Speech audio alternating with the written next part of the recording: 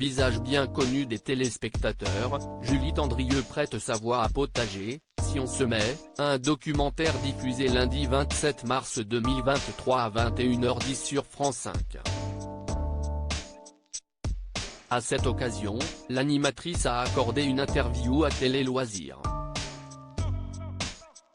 Avec Potager, si on se met, diffusé lundi 27 mars 2023 à 21h10 sur France 5, Julie Tendrieux continue de cultiver son jardin, quelques mois après le lancement de son émission Les Potagers de Julie où elle faisait appel aux bons conseils de Lola Perrier, la fille de son ex-compagnon, le photographe Jean-Marie Perrier.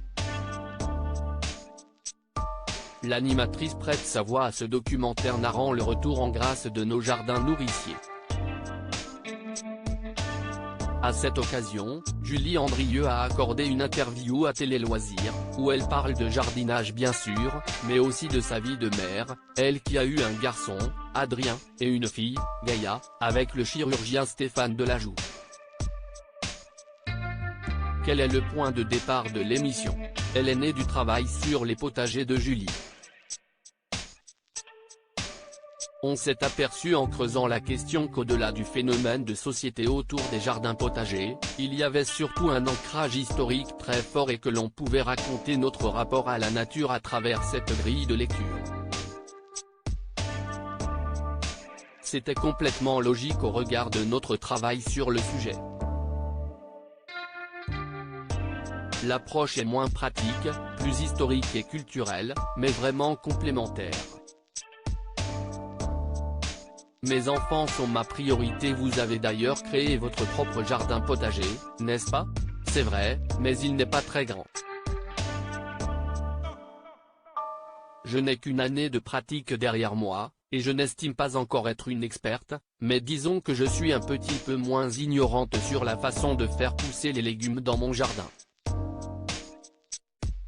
Je suis une amatrice, et c'est un terme que j'affectionne parce qu'il signifie celle qui aime. Est-ce une activité que vous partagez avec votre famille? Pas avec mon mari, mais avec mes enfants, même s'ils viennent un peu en touriste. J'essaie de les impliquer au maximum. Il faut dire qu'ils sont ma priorité. Je les ai eu tard, à 38 et 41 ans, et mon engagement en tant que maman, c'est de leur donner un maximum de temps, même si ça n'est pas toujours facile. Chaque semaine, je les emmène voir une exposition. Nous allons aussi au restaurant et au cinéma. Nous partons souvent en voyage, dans des petites aventures, et nous faisons des carnets de voyage. Je le fais pour eux, mais aussi pour moi, car c'est une manière de garder un sens de l'émerveillement. Avec eux, je redécouvre beaucoup de choses. Tout sauf comédienne. Beaucoup d'animateurs se sont essayés à la comédie. Pourquoi pas vous? Je n'en ai jamais eu le souhait.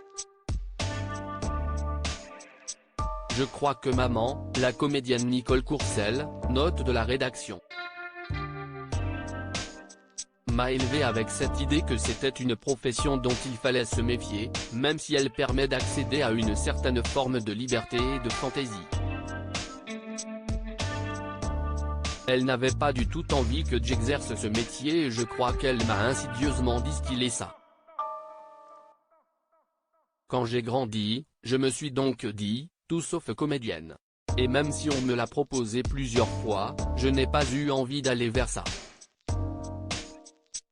En septembre 2022, vous nous disiez que vous ne saviez pas si votre avenir était à la télé. Oui, et je le pense vraiment. Ça peut s'arrêter demain et ça ne me poserait aucun problème. Pour l'instant, les choses se passent bien, mais si l'on me propose quelque chose de différent et de cohérent en même temps, je pourrais décider d'aller vivre autre chose, voire de quitter la France. Je suis disponible à l'aventure et je pourrais tout à fait vivre sans télé. À lire aussi j'ai eu des propositions du grand méchant loup, Julie Andrieux révèle avoir été contactée par Harvey Weinstein.